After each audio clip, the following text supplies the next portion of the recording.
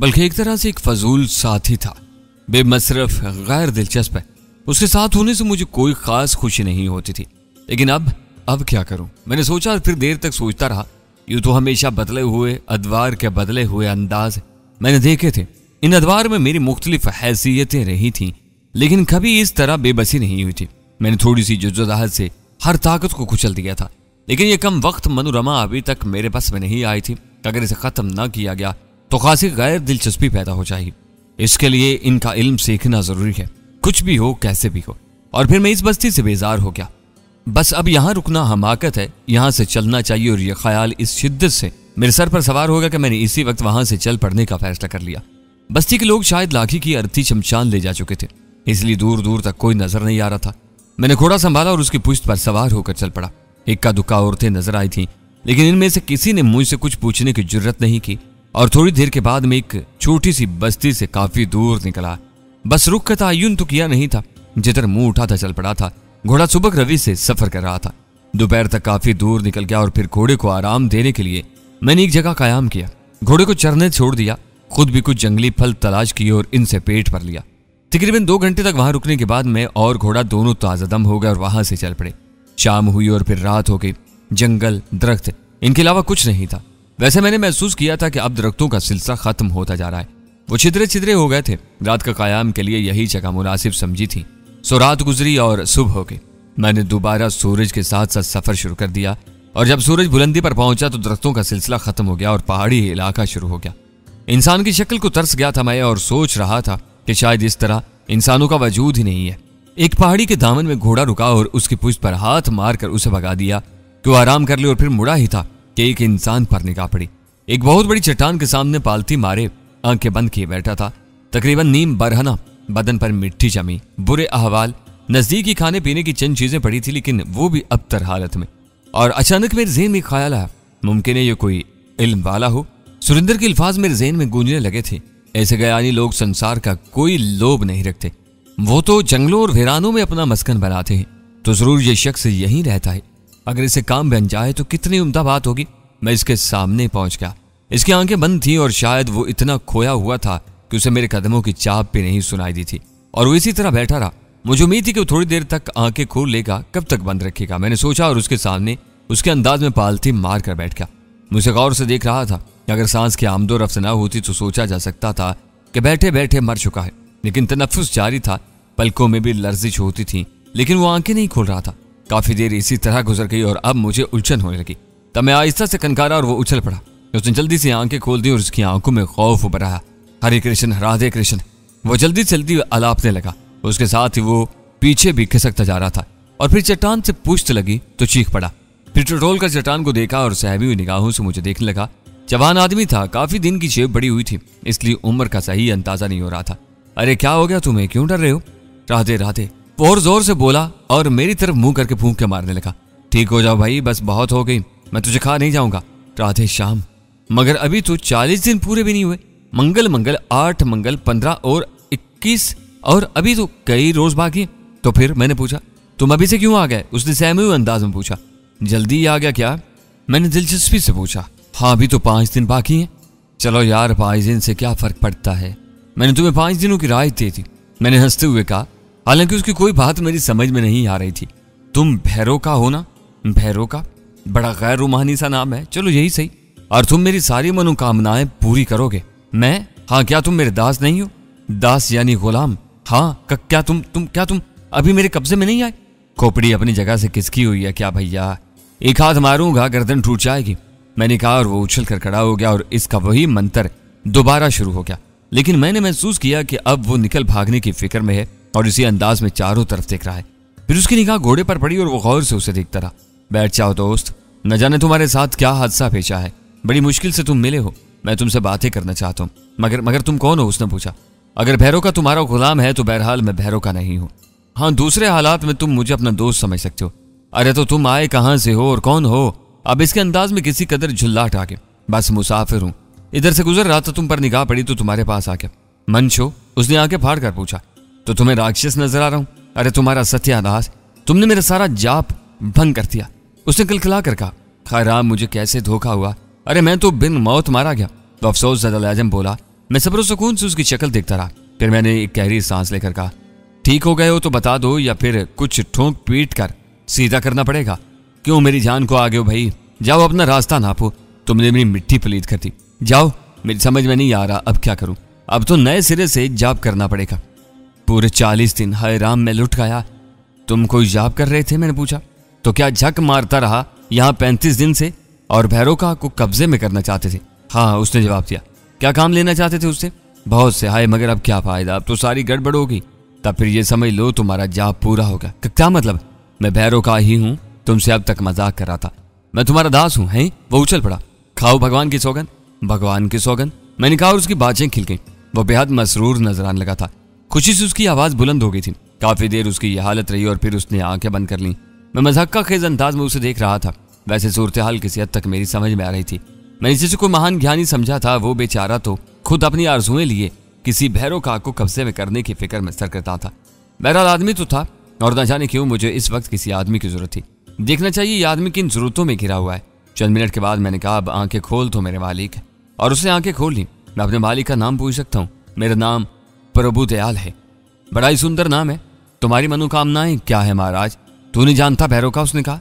अरे भैरव का तो पाताल में रहता है, इसे किसी मंच के बारे में क्या मालूम? खुद ही बता दो महाराज। भगवान की सौगंध भैरव का, मुझे मालो दौलत की कोई चिंता नहीं है। रुक्मिणी का लोभी बाप दौलत का भूखा है, उसे दौलत चाहिए और मुझे रुक्मिणी। खाए प्रेम करते हो महाराज? हाँ भैरव का, मैं उसे अपने जीवन से ज्यादा चाहता हूँ। इसी के लिए जाप कर रहे थे। हाँ, तुम्हारी बस्ती यहाँ से कितनी दूर है? ज्यादा दूर नहीं है महाराज, इन पहाड़ियों की दूसरी तरफ है। क्या नाम है तेरी बस्ती का? दौलत नगर। वो बस्ती दौलत राम ने ही बसाई है। उसके पास बेअंदाजा दौलत है, मगर फिर भी वो दौलत का भूखा है। रुक्मिणी उसकी लड़की है। हाँ, तो उससे विवाह करना चाहता है। हाँ भैरव का, वो हमारे जीवन की सबसे बड़ी मनोकामना है। प्रभु दयाल ने जवाब दिया। तब चिंता न कर प्रभु दयाल, तेरी ये मनोकामना पूरी हो जाएगी। और क्या चाहता है? बस भैरव का, इसके सिवा कुछ नहीं। क्या तू एक बात बताएगा? रुक्मिणी भी तुझे चाहती है? मन से महाराज, वो अपने लोभी बाप के खिलाफ है, मगर क्या करे, बोल भी तो नहीं सकती।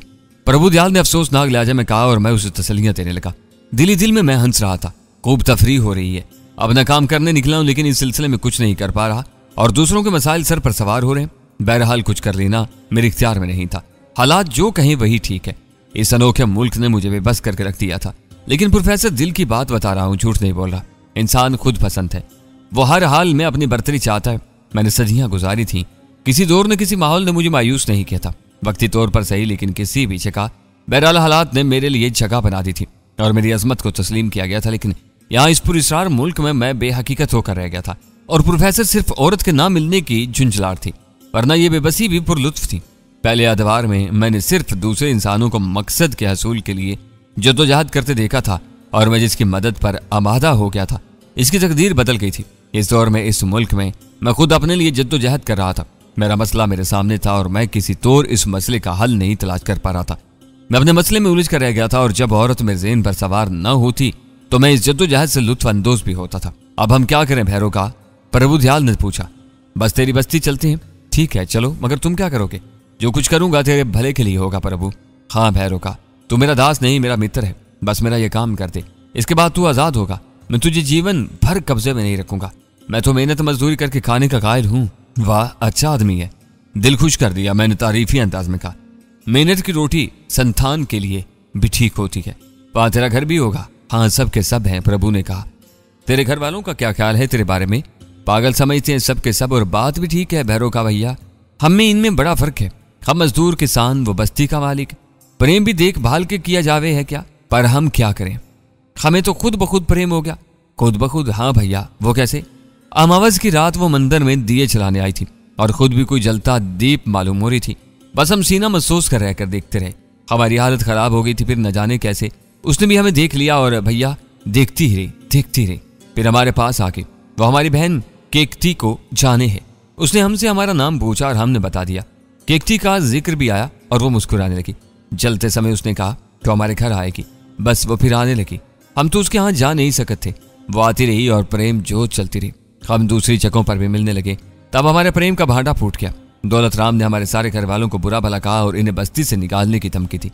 तब घर वालों ने हमें घर से बाहर निकाल दिया, मगर इससे कुछ न हुआ। हम जंगल में आ पड़े तो रुक्मिणी भी वहीं आने लगी। इसका बाप और भाई इसे रोकने में नाकाम रहे। सोच सोच जतन करके आती थी। दौलत राम परेशान हो गया तो उसने हमसे पूछा कि हम क्या चाहते हैं। हमने कह दिया विवाह।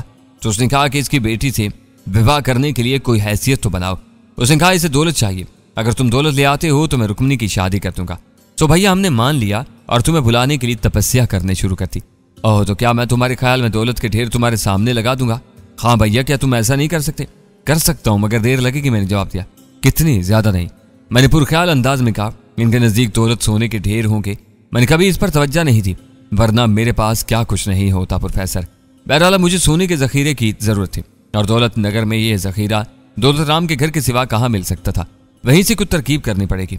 रुक्मिनी बहुत परेशान होगी महाराज, हम उससे मिले भी नहीं, हमारा मन उसे देखने के लिए तड़प रहा है। जंगल में वो कहाँ तुमसे मिलने आती थी? तंत्रों के नाले के पार।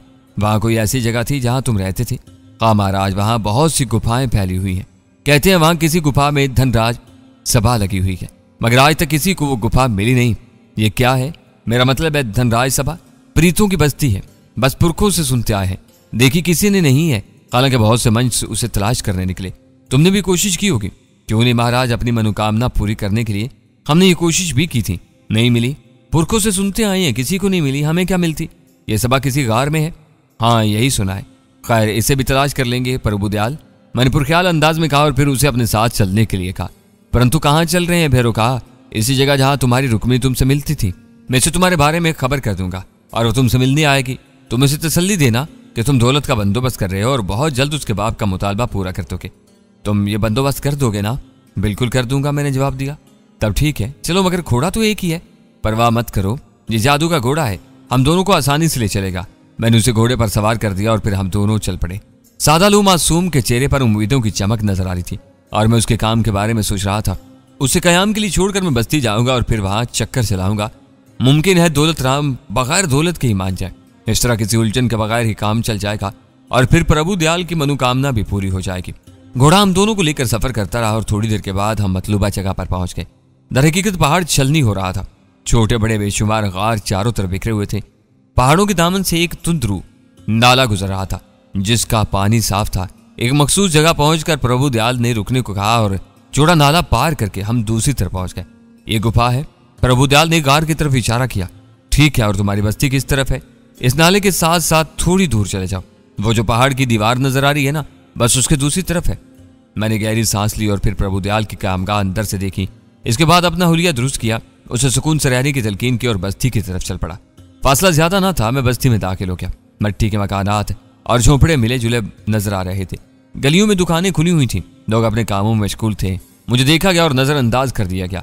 लोग एक दूसरे से काना फूसियां करने लगे और फिर बहुत से लोग एक गिरोह की शक्ल में मेरी तरफ बढ़े। उनके चेहरों से न्याजमंदी झलक रही थी। मैंने घोड़े की रफ्तार सुस्त कर दी और जब वो मेरे करीब पहुंचे तो मैं घोड़े से उतर गया। क्या बात है नगरवासियों, मैं पुर्रोब आवाज में बोला। जय राम जी की महाराज, जय राम जी की। कहां से पधारे हैं महाराज? पहाड़ों से, दरियाओं से, तनोमंद दरियाओं से, जहां मंच के कदम नहीं पहुंचते। मैंने इसी अंदाज में जवाब दिया। दौलत नगर में हम आपका स्वागत करते हैं। मगर बासियों, दौलत नगर का मालिक कौन है? दौलत राम राजपूत। कहाँ है? उसे हमारे आने की खबर दो। आप आइए महाराज, हम पहले आपके स्थान का बंदोबस्त करें, इसे भी खबर दे दी जाएगी। नहीं भाइयों, अगर अपनी बस्ती में उसने हमारा स्वागत नहीं किया तो हम यहाँ नहीं ठहरेंगे। मैंने कहा और वो एक दूसरे की शक्ल देखने लगे। फिर उनमें से दो आदमी एक तरफ दौड़ गए और बाकी मुझसे तरह तरह के सवालात करने लगे। मैं अपने तौर पर कोई ऐसी बात सोच रहा था जिससे उन्हें मरऊब किया जा सके। फिर मैं थोड़ी दूरी पर उन लोगों को वापस आते देखने लगा जो दौलत राम को लेने गए थे। भारी बदन का एक शख्स उनके साथ आ रहा था, यकीनन यही दौलत राम था। तभी मेरी निगाह एक ऐसे दरख्त पर पड़ी जिसका तना काफी मोटा था, लेकिन वो इस तरह जमीन पर झुका हुआ था कि उसने रास्ता रोका हुआ था।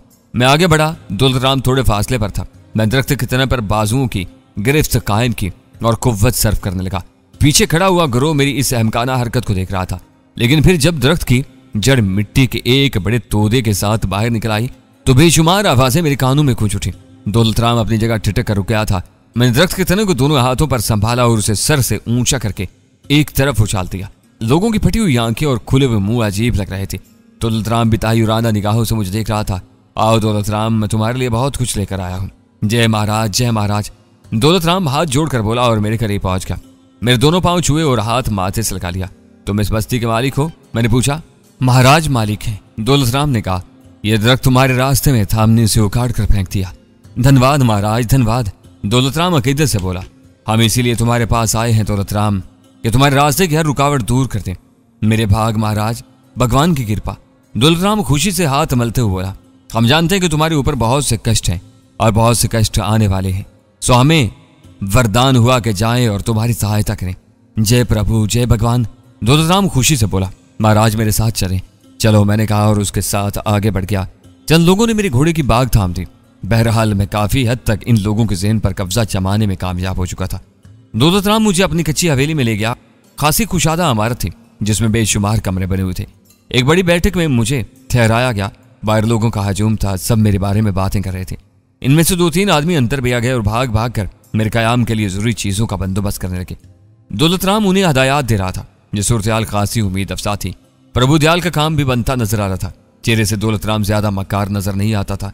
चंद हल्के फुल्के वाकयात से उसे लाइन पर लाया जा सकता था, जिनके लिए मुझे बाद में सोचना था, या मेरे कयाम का माकूल बंदोबस्त कर दिया गया। बहुत से लोग आकर मुझसे मिले और मेरी ज़ाहिरी शख्सियत से मरूब होकर मुझे बहुत बड़ा अवतार मान बैठे। मेरे बारे में तरह तरह की बातें करने लगे। बस एक दरख्त ही तो उखाड़ना पड़ा था। शाम हुई और दौलत राम ने मुझे भोजन के लिए घर के अंदरूनी हिस्से में मदऊ किया। यहाँ उसकी पत्नी, बेटे और बेटियां मौजूद थीं। सबने मेरे चरण छूकर आशीर्वाद ली और फिर हम चौके पर बैठ गए। थालों में भोजन परोसा गया और खाना शुरू किया गया। खाना खामोशी से खाया गया। फिर दौलत राम ने अपनी पत्नी से कहा, भाग्यवान, भगवान ने हमारे भाग खोल दिए हैं। ऐसे महान स्वामी हमारे घर में पधारे हैं कि हम सोच भी नहीं सकते थे। अपने मन की सारी बातें इनसे क्या डाल, जो मांगना है मांग ले। महाराज, ये मेरे बेटे बेटियां हैं, इनके लिए शांति मांगती हूँ। भगवान इनका मन शांत करे। तेरा नाम क्या है? मैंने खूबसूरत सी लड़की को मुखातिब किया। रुक्मिणी महाराज, लड़की ने जवाब दिया। मैं तेरे माथे पर क्रोध की लकीरें देख रहा हूँ। क्या तेरे जीवन में कोई कठिना है? मैंने बड़ा राज पूछा और रुक्मिणी घबरा कर चारों तरफ देखने लगी। यह कठिना सिर्फ तेरे मन का रोग नहीं, बल्कि तेरे पिता के मन का रोग भी है। दौलत राम, मैं अपने स्थान पर जा रहा हूँ, इसे मेरे पास भेज देना। जो आ गया महाराज।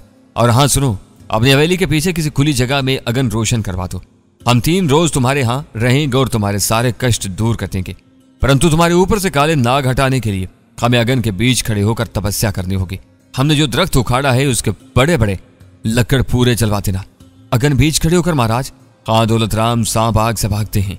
तू चिंता न कर, हम नहीं जलेंगे बल्कि तेरे कष्ट जला देंगे।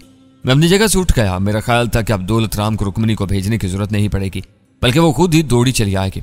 और मेरा ख्याल गलत न निकला। थोड़ी देर भी न गुजरी थी कि रुक्मिणी मेरे पास पहुंच गई। उसके चेहरे पर अजीब से तासुरात थे। उसने मेरी शक्ल देखी और फिर मेरे कदमों में आ चुकी। भगवान महाराज, क्या कहा तूने? तूने मेरे भाग में क्या पढ़ा? उठ तो सही रुक्मिणी, इतनी परेशान ना हो, ऐसे हल्कान ना हो। हम तेरी सहायता करने आए हैं। हम तेरे मन के सारे रोग धोएंगे। मैं अभागन हूं महाराज, मैं दुखिया हूं। इस पूरे घर में सबसे ज्यादा दुखिया हूं महाराज। कोई मेरा नहीं, मैं अकेली हूं। मेरी सहायता करो, भगवान के लिए मेरी सहायता करो। रुक्मिणी मैंने दोनों पांव जोर से पकड़ लिए। रुक्मिणी, प्रभु दयाल अपनी पुरानी जगह मौजूद है इस कफा में, जहां तू उसे मिलती रही है, मैंने आहिस्ता से कहा। और उसकी आंखें फैल के उसके हाथों की गिरफ्त मेरे पांव पर मजबूत होगी। वह हज़ियानी अंदाज में कांप रही थी। इससे मैंने इसकी मोहब्बत की शिद्दत का अंदाजा लगा। महाराज, आप ऐसे जानते हैं? हमसे ऐसे सवालात मत कर रुक्मिणी। हाँ, आप महान है महाराज, आप महान है महाराज। मगर मैं क्या? मगर वो तो जाने कहाँ चला गया था महाराज। वो तो दौलत कमाने गया था। क्या हो गया? मगर अब वो इस कफा में तुम्हारा इंतजार कर रहा है। मैं वहां जरूर चाहूंगी महाराज, मैं वहां जरूर चाहूंगी। मगर तुमसे कुछ और भी कहना चाहती हूँ महाराज। कहो। आप जैसे महान ऋषि बार बार नहीं मिलते। आप हमारे मनोकामना पूरी करने में हमारी सहायता करें। आप ऐसा कर सकते हैं महाराज, आप ऐसा कर सकते हैं। उसने फिर मेरे पांव पकड़ लिए। उठो रुक्मिणी, मैं खुद भी तुम्हारे प्रेम को फलते फूलते देखना चाहता हूँ। लेकिन मुझे एक बात बताओ। जी महाराज, तुम्हारे पिता के पास काफी दौलत है, फिर वो और दौलत का क्या करेगा? क्या कहूँ महाराज, दौलत के बोझ ने पिताजी को न जाने क्या से क्या बना दिया। मैं तो कुछ भी नहीं कर सकती। कर सकती हो रुक्मिणी? क्या कर सकती हूँ महाराज, मुझे बताएं। करोगी? मैंने पूछा। हाँ, प्रभु के लिए मैं सब कुछ करने को तैयार हूँ। तो फिर अपने बाप की दौलत में से इतनी दौलत प्रभु दयाल को पेश करते जितनी तुम्हारा बाप तलब करता है। मैंने कहा। रुक्मिणी के चेहरे पर सनसनी फैल गई। तो अजीब सी निगाहों से मेरी शक्ल देखने लगी। क्यों, ये काम मुश्किल है? आसान भी नहीं है महाराज। क्यों? पिताजी अपनी दौलत को अपने जीवन से ज्यादा चाहते हैं। किसी को नहीं मालूम कि उनकी दौलत कहाँ छुपी हुई है। कोई पता लगाना चाहे तब भी नहीं लगा सकता। माताजी भी नहीं। मैंने पुरख्याल अंदाज में गर्दन हिलाई। ठीक है रुक्मिणी, मैं कुछ और सोचूंगा। बस तुम्हारे मन की शांति के लिए मुझे फिलहाल इतना ही काफी है। महाराज, रुक्मिणी ने दोनों हाथ जोड़ दिए और फिर मैंने उसे जाने की इजाजत दे दी। ये 2 काम तो बखूबी अंजाम पा गए थे, लेकिन अभी कुछ और मसाइल थे। इनसे भी निपट न था। और फिर अपना मसला। मैं खुद भी औरत की प्यास महसूस कर रहा था। औरत का हसूल भी ज्यादा मुश्किल नहीं था, लेकिन मैं किसी और नोखेज की जिंदगी से खेलना नहीं चाहता था।